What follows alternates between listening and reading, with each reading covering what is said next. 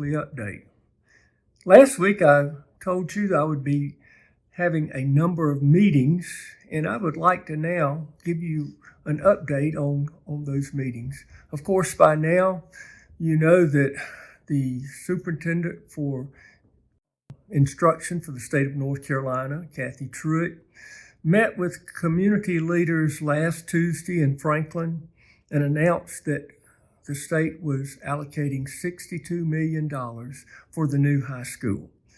And now it'll just simply be up to the Macon County Board of Commissioners to allocate the remaining funds for that construction project and move this project forward without delay.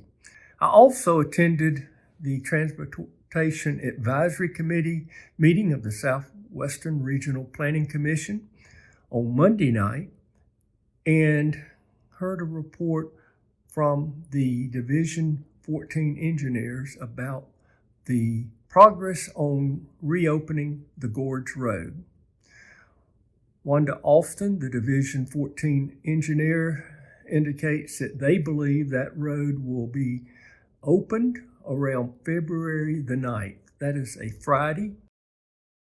Talked to some of the engineers there, and actually, if we were to lose part of that road just down near the Gorge Falls, where we have those outcroppings of rock, and that road is just pinned to those rock formations, the engineers think that would be a difficult challenge to rebuild that section of the road. It would take a long time to do it also. It was built in 1929. There's not much improvement that can be made to it, and they have to be very careful, even when they do maintenance, that they don't disturb the current structure of that highway, especially on those areas where it's basically attached and pinned to the mountain. I also met with the superintendent of the Nantahala National Forest this past week, Troy Waskey. We talked about several items related to the National Forest. Let you know that there's no plan to be doing any selective cutting near the Highlands Plateau area in the near future. We talked about things like managing invasive species, and we also talked about managing the different recreation venues that they provide. In particular, we talked about the problems we've experienced on 64 with traffic being backed up at Dry Falls. In recent years, that has been a safety problem. And about a decade ago, the Forest Service had a plan to address that problem, but it never got funded. Some people might realize that over by the Dry Falls on Paul Walton Way, they built a parking lot. And the plan was to create a sky bridge to where people could park at that parking lot on Paul Walton and walk down to Dry Falls.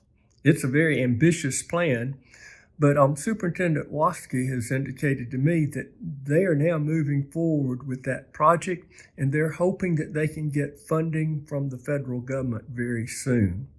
This would really be, I think, a solution to that problem that we have during the spring, summer, and fall season where we have so many people wanting to go to Dry Falls. The existing parking lot would be used for handicap parking and also as a drop-off point, and then people could go and park their vehicles on Paul Walton parking lot. I also think it would be a wonderful tourist attraction and a very spectacular venue to have people walking from that parking lot through the woods, through a trail, and then over 64 down to Dry Falls. So I'll do everything I can possibly do to get that project funded and underway.